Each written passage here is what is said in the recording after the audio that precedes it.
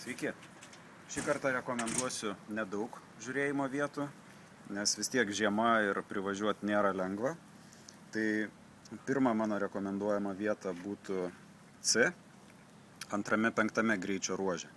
Iš Utenos važiuojant link Zarasų labai aiškiai bus susigaudyti nuorodą į Minčią ir privažiuosit. Tai paskui siūlau sugrįžti į servisą būtinai ir mūsų komanda į servisą pradės rinktis po 11 minučių, jeigu norėsit pasižiūrėti.